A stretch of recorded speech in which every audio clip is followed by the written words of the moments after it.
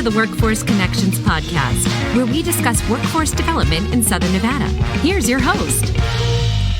Hi, and welcome to the WC podcast. Today's episode is with a friend of mine.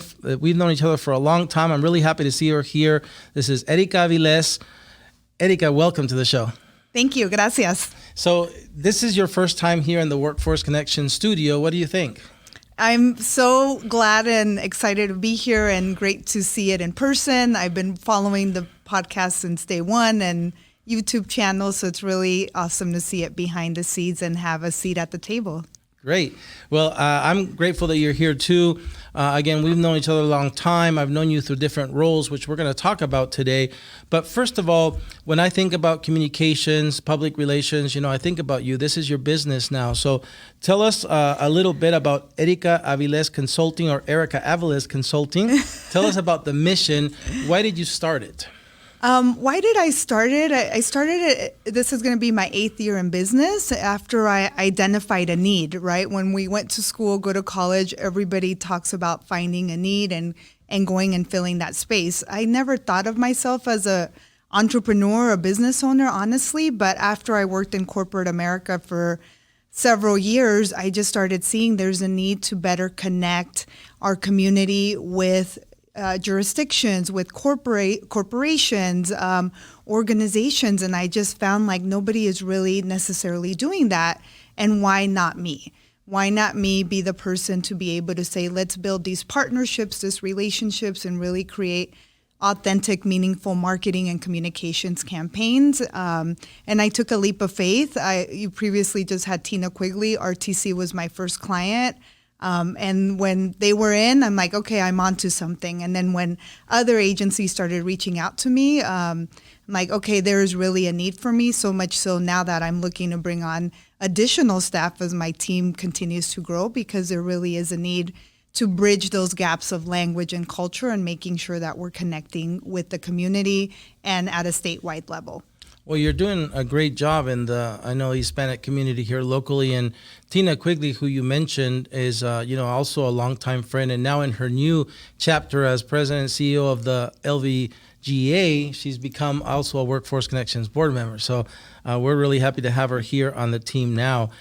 Tell us, one of the things I see you, again, really deep serving the Hispanic communities, small businesses that are owned by minorities. Tell us some of the challenges that you see them facing in our community as they try to grow their businesses and how you help them. It's interesting that I've had several conversations just this week about, small businesses, small business support. I saw yesterday was a resource fair.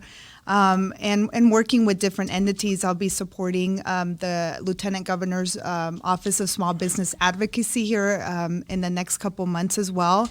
And really, I think there's various challenges that we're having in terms of having access to funding, right, from loans to, just different resources in that space. Other is challenges with permitting and, do I get a license through here, go through here? It can be very overwhelming for small businesses, and depending on, whether we're Hispanic or whatever group, it's, sometimes English is not our first language, right? But we're starting businesses.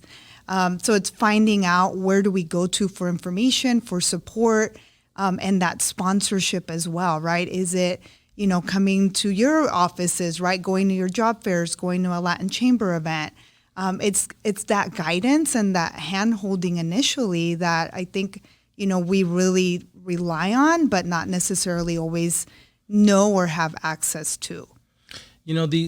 All businesses really face the same challenges and, with permitting and licensing, all these things. It's hard enough. Add to that the barrier of a second language, it becomes even harder, right? So, and I know that's a big focus of your company and how you're helping out there. But to get there, to be such an asset for them now, you had to yourself grow. And again, I met you a long time ago, when we were both at what was then MGM Mirage, became MGM Resorts. And I still remember the day we met. But since then, I remember you finished your MAP program, and then you went to work at Treasure Island and then at Mirage. and we'll talk about the next chapter of that. But what did you learn there in hotel sales at Treasure Island and Mirage that's helping you today? Yeah, it's very interesting. I think back about my career in hospitality. I'm a hospitality grad from UNLV, right? And going into a management program and working in mega resorts, I really learned a lot about working with different departments and building those alliances and collaborations and bringing that now, and bringing not only that knowing and the customer service aspect of it, right, to making sure, at that point it was making sure our hotel guests were happy. Now it's making sure our clients are happy. The services that we're offering are, exceeding expectations, and being able to, at that point was working across the table in different departments. I worked in hotel sales and marketing, but I was still involved with front desk, with accounting, with, all of these different sectors, Banquets. Casino marketing, banquets, that now I go back and I'm so grateful for all of those experiences and working not only with MGM Resorts, with LVCVA, because I can see that now in how do I work between agencies and how do I build those bridges and collaborations. And people refer to me sometimes as like a community matchmaker, right? Is where does this entity have a need and who can I necessarily match them up to, whether it's a small business, another organization that says, hey, you two should talk.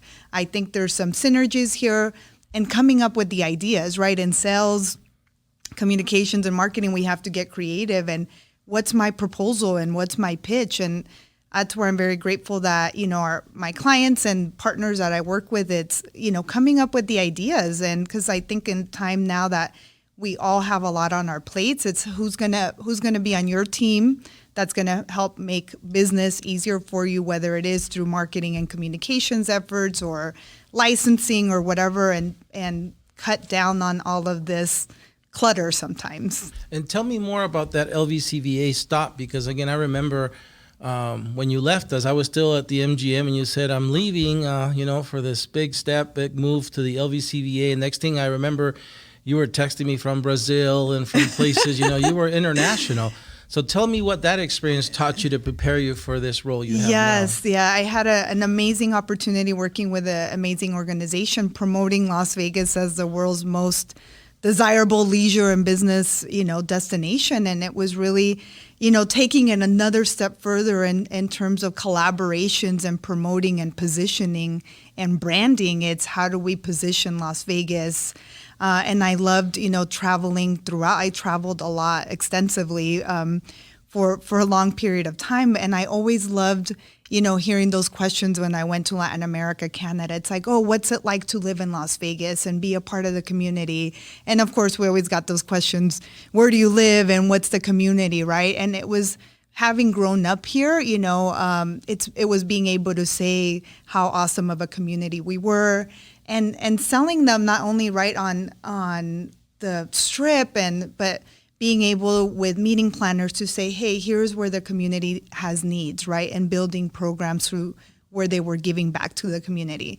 And it was through these efforts that I really got to know a lot of people in the community as well, and entities, and say, okay, this is the strength, or this is where there is need and opportunity to be able to not only position Las Vegas then as a leisure and travel, but now having those relationships to say, hey, here's an idea, or here is, we rely, and I know we're diversifying as well, how much of the hospitality industry and everything, from just a smile and a welcome and the customer service and the soft skills, I saw in the blueprint, right?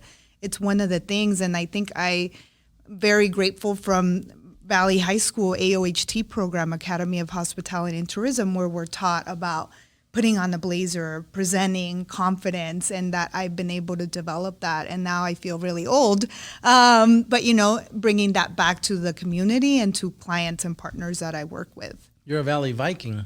I'm a very proud Valley Viking, yes. Were you there when Principal Montoya was there? Yes, he was my principal. I've kept in touch with Ramon Esparza as well, the following principal, and now Kim Carter, Principal Carter, I believe is still the principal, and she's married to a former boss of mine. Wow. So it's, we're still such a small, close-knit community. And And I'm very grateful that I've been able to maintain a lot of relationships. And I think anything that I do and the approaches that I take, it's giving back. And how are we all ultimately, we're trying to make Las Vegas a better place to live and make our state the best state in the country as well. I'm glad you said that, because in many ways, Las Vegas, like you said, is when I came here in 1987, it had, under 400,000 people. And, it's changed so much. But in many ways, we still remain, in many ways, a small town with a big city feel, because I just walked the other way to Resorts World. And I ran into so many people. And what are the chances, right? A place that has 8,000, 10,000 people at any moment. I ran into 20 different people from our old world. Yes. But next, I want to talk about probably the most colorful chapter, because I remember that call too when you said, "Hey, I'm leaving the LVCVA." I said, "Wow, what's next? Something big," because you spent time working for an icon, somebody that it's in books. He's in the history of Las Vegas. That family name, has everybody knows. So tell us a little bit about what it was, where you went after the LVCVA. With Oscar Goodman, I'm assuming. It was still within the LVCVA. He was our host committee ambassador, right? And we were tasked with how do we help make sure our visitors feel welcome, as well as educate more of the community on what the importance of tourism and hospitality is to the community. So, again, I think sometimes when I'm given these opportunities and these challenges, it's scary, right? Because in that case, had never really been done. And I'm like, okay, what do you mean I'm going to work with the former mayor and interviewing with him, with the executive leadership? And it was like, I'll never forget our first day. Like, we go up and it's like, okay, here's my office right next to former Mayor Oscar Goodman. Like, have at it, So there's a lot of fun stories and a lot, of just learning from him. I had a lot of exposure to Mayor Carolyn as well at that instance. But it was, at that time as well, building a working group of stakeholders across different sectors, gaming, restaurant, hospitality, business, that it was, let's manage this host committee and how do we all come together as different industry sectors, which now that I'm even thinking about it, right? Like, even that experience, and how do we, Mayor Oscar represented us at trade shows, special events, which are the backbone. I went into hospitality because that was the only industry I initially knew about, and it touches so many of us. But now being able to bring that experience, as well as saying, the opportunities to diversify and still continue elevating our hospitality industry. It was an amazing opportunity, and I'm so grateful to have had the opportunity to work with him and still touch base. But it was never a dull moment, for sure. Never a dull moment. There'll be some stories offline. I bet, yeah. I mean, there's nothing like sharing a table or a meal with those two people, right? With Mayor Goodman, both of them. They tell stories forever, and amazing stories.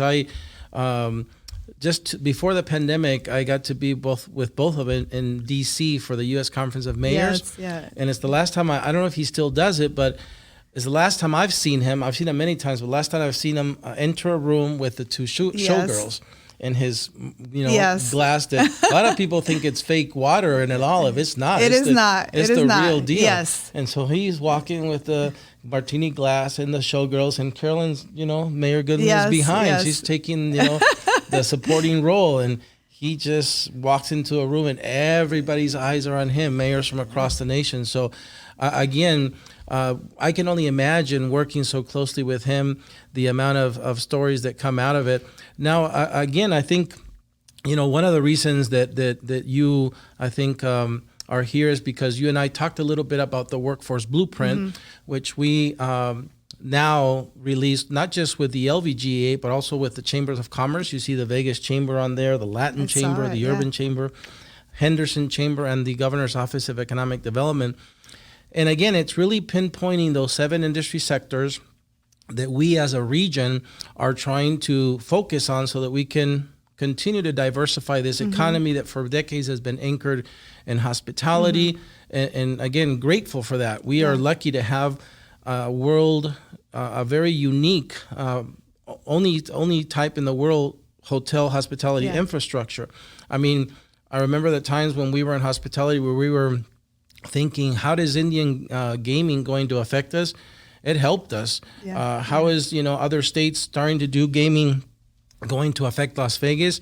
The reality is you can build minor league gaming cities, but they'll never be Las Vegas. Yes, And so it's yes. almost like people go there and practice to come to Las Vegas. So that's how that turned out. But now we want to be a region that has a more diverse economy, so that when things like a global pandemic happen or an economic recession happen, we're a little bit more, if you will, permeable. And so what are your thoughts about how we connect the needs of businesses, because that's where we're starting on the demand side. The blueprint says the businesses in these industries need a different type of skills than they did in years past. Our new economy is it's a skill-based economy where perhaps you don't need everybody to go to college. We still need college educated, professionals, because we need engineers and doctors and architects and lawyers and all these things. But we also have technologies right now driving the world that are ever evolving. And so skill acquisition has to be ever evolving. So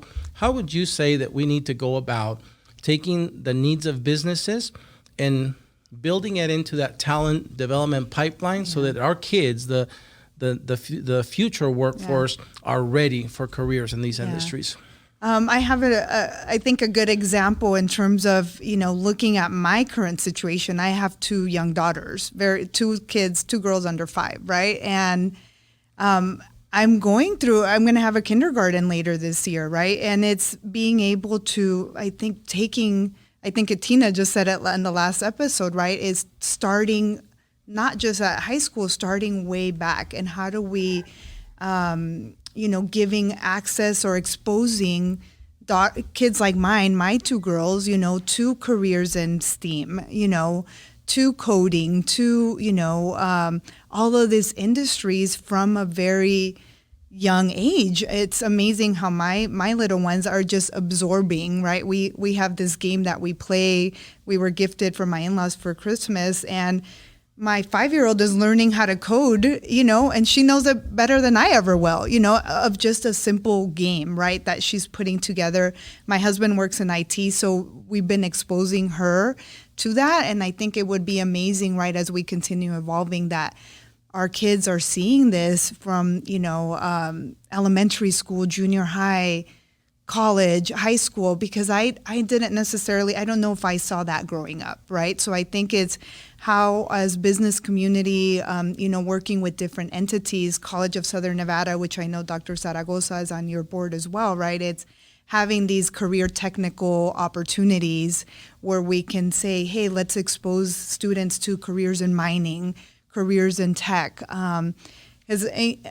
20 years ago when I graduated high school, I don't know if that was around, And so I think it's building those synergies, those private-public partnerships to say, hey, what are we doing for our youth, as well as, even people in high school as well. So I think that's one idea. The other is, Latinas are starting businesses 5 times faster than any other demographic right now.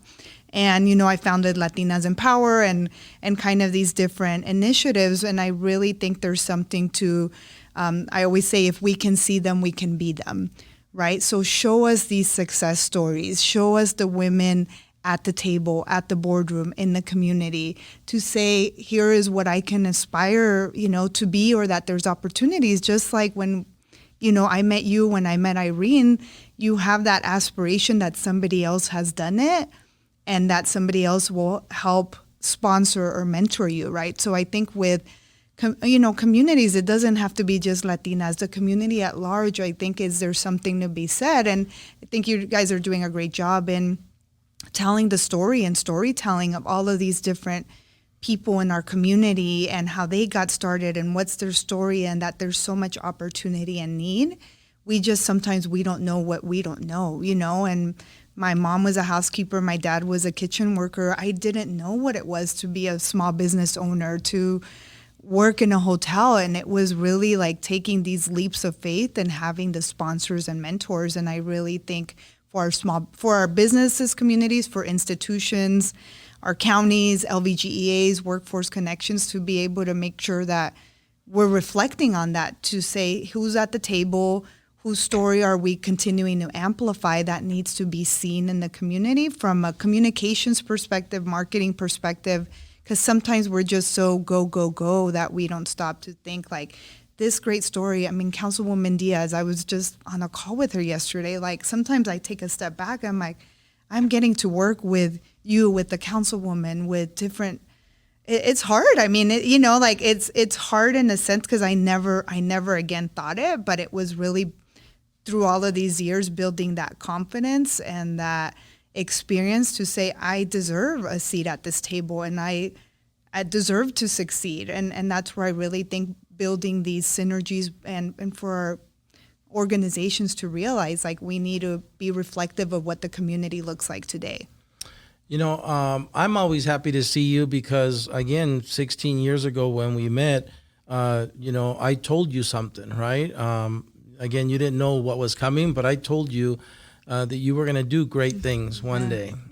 Little did we know it would be with LVCVA internationally or with Oscar Goodman, now your own company. So thank you for proving me right. I'm always happy because you are making me, right. Yes. No, thank you, Jaime. And you mean so much to me and you believed in me and I believed in me sometimes when I don't know if I believed in myself, and I think I still, there's things that are scary and there's things that we don't know, but it's so amazing to be able to call on a mentor or a sponsor and just say, what do you think, right? And knowing that we have each other's back. And ultimately, if small businesses succeed, our community succeeds, right? And we have to continue supporting and finding solutions. And that's why I'm so glad there is this entity like Workforce Connections and your board and all of these synergies, because you can really see that you're trying to think outside the box from everything, to this being in this studio to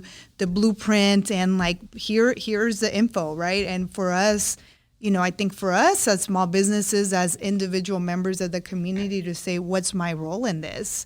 Because we can't just expect somebody else to solve it. It's what's each of our roles to be able to find solutions and continue making Las Vegas the best place there is. And for the next generation, including my girls now. Mm-hmm. And here comes something to build off what you just said, the blueprint that is fresh off the presses right now. We're currently working with another member of our board, Dr. Jara from CCSD, on translating the information to a child-friendly language, if you will, elementary-level language. I think you've seen our previous one when we had Workforce Blueprint 2.0. I showed you the activity book with coloring pages. Yes, my girls love that. There you go. They love coloring books. And probably not many people know this, but you invited me to an RTC event that years ago that had a coloring book from RTC. Yes. And I told you, Ericka, I need to get my hands on that digital because I have an idea. And so that's where it was born. Yeah. Oh my gosh, I forgot about that. So there's another connection point. And that's where I think it's, to your point is how do we simplify a blueprint, a marketing plan, an initiative? There's so many amazing programs, but how do we really make sure we take the time to say, okay, what does this look like in the community, right? Through paid advertising, through public relations, through all of these different ways and making sure that you're serving it in the content that's easy to consume, right? And keeping in mind, is it in Spanglish? Is it in Spanish? Is it in English? And making sure, we're being reflective of the community and the audience that each organization, represents and serves. So that's awesome to see that, even from a coloring book and now I see it because I'm a mom, because you see how much you do homework with your kids, you're coloring, we go to community events, they're so absorbing so much, and then when they could see something about, being a doctor, working in tech, like showing them like, here's the possibilities. So in a few weeks when we have our kid-friendly version in English, our next step is going to be to translate it to Spanish. And so perhaps I'll reach out to you and you can help us. For sure. Yeah. We'll have to talk about it. And I think that's, right. I would say that was such a additional factor for me being able to speak Spanish, right? That it's showing our community that we should be proud of our heritage, of our languages, that it's an asset that we can bring to the table and to all of these different industries. And for them to see, and for me, I'm really working hard for my daughters to continue speaking the language, dual languages, because it's so important and such an asset to any industry that they decide to go in. And roughly half of the children in our school district speak Spanish. And so that's the need to create this book. And I know I'm going to need help because last time I did translation from English to Spanish, it was a video, I think. And Councilwoman Diaz, Olivia, is one of my 8 bosses. I have 8 of them, right? And she corrected, I think, 50% of what my goodness. So next time I go to her, I have to make sure it's better. Yeah. I saw in the blueprint, I think it said over 30% were first or second language learners, yep. English, right? So, yep. Right, you have the data right here, right? So yep. I really hope that entities are paying attention to this, because this is how you can build, marketing plans, long-term strategy plans from this blueprint. That's like, we just have to look through it. And I love that there's an executive summary and seeing where there's needs. And I saw about, the challenges women, I believe that had been in business, or women that had kids, because we don't necessarily have access to daycare. And I know mm-hmm. that's something that the state is working on in Southern Nevada. It's what are these challenges? And sometimes it's things like daycare, transportation. I work very closely with Dress for Success, right? It's, having the resources, the wraparound services to be able to offer them that and say, yes, we want to see you succeed. Yeah. And again, I think there's all those challenges that we have to overcome. But today we've identified an opportunity through the Workforce Blueprint for Kids to do business mm-hmm. in the near future. As we close our show, I want you to take this opportunity. It's plug time. So I want you to tell the audience, how can they, how can Ericka Aviles Consulting help them, right? What kind of problems, challenges, we might have small business owners, minority business owners out there listening. Why should they be calling you? I think anyone that would be calling me is they want to have a pulse of what's going on in the community, right? Specific to small business owners, the Hispanic community, multicultural community. I like to say, right, that I'm Hispanic. I serve a lot of Hispanic organizations or people that are trying to reach the Hispanic community, but I'm a product of the Las Vegas community, right? So, I can serve a lot of different entities and a lot of different needs. So I think anyone that's multicultural marketing and communications to partnership development. Recently, we did focus groups with the Latin Chamber and the LVCVA for the developing an equity plan for the Build Back Better Regional Challenge. So I think anybody that's looking to say, how does my organization get more involved with the community? Or, we need to give back, or who do we need to have partnerships and relationships with that we don't, look at all of these new businesses coming to Las Vegas, right? Once they move here, like, what is their positioning in the community, and what does their marketing efforts look like, or communications, and knowing that we can't just rely on one press release anymore and one program and expect that people are just going to show up.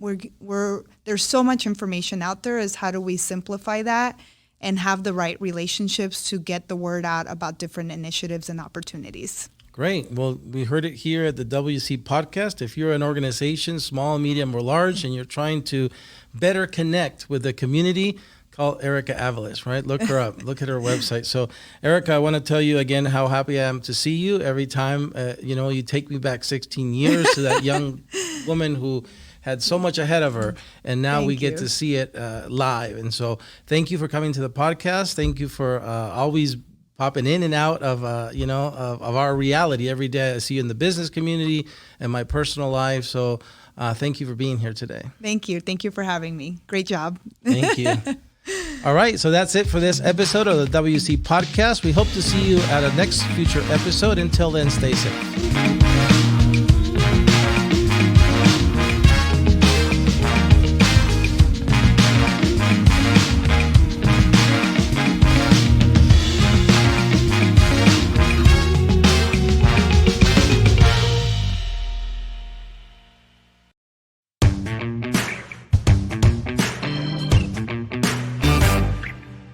Okay, Ericka, thank you for staying over and doing our bonus segment Against the Wall. Lista. All right. The first segment is called Your Favorite. So tell us your favorite restaurant. Can I say pass? It starts with Peru. Oh, Peruvian chicken. All right. Your favorite book. My favorite, 7 Habits. Oh, that's a good one. Your favorite city to visit. Favorite city to visit. You've been to New a York lot. City. Okay, the Big Apple. Favorite place to go with your family. San Diego. Favorite musical artist or group. Maluma. Ooh, good one. Favorite holiday. Favorite holiday, Thanksgiving. Now you have a lot of ex-friends, mentors from MGM. What's your favorite one? His name is Jaime Cruz. Anybody Ding, know ding. him? Good answer. All right, you made it through the first segment.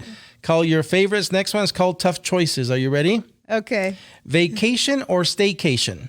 Vacation. Are you a night person or morning person? Lately, morning person after having kids. Yes. And now on a Sunday, would you rather sleep in or wake up early to have a hearty breakfast? Sleep in. Me too. Would you rather owe money or owe a favor? Oh, money. Red wine or white wine? None. I really don't drink. Oh, okay. Justice or grace? Grace. My favorite one is coming up. Actions or words? Actions. Very good. That's the segment Tough Choices. Now we're going to the final one, which is called Finish the Sentence. Are you ready? Yes. I'm going to give you 90% of a sentence and you're going to finish it for me. Okay. First one. Not many people know Ericka likes to? Ooh, Ericka likes to sleep. All right. On Sundays, yes. Next one. Ericka's favorite way to relax is? Lately, I've been doing this infrared sauna thing. No more hot yoga. No more hot yoga. Okay. No, not All lately. Third one. The best part of living in Southern Nevada is? The weather. Yes. And the community. Oh, yes, the community, of course. Now, this one, give me 3 words that describe Ericka are? Passionate. Fun-loving. Serving. Very good. You gave me a compound there, so that one, bonus points for that one. All right, next one. Ericka's biggest joy in life is? My daughters. Yep. And the final sentence. Doing the WC podcast today was? Amazing. Awesome. And amazing to relive old times. Yes. Well, thank you again for staying over and doing our bonus segment. Thank you for having me.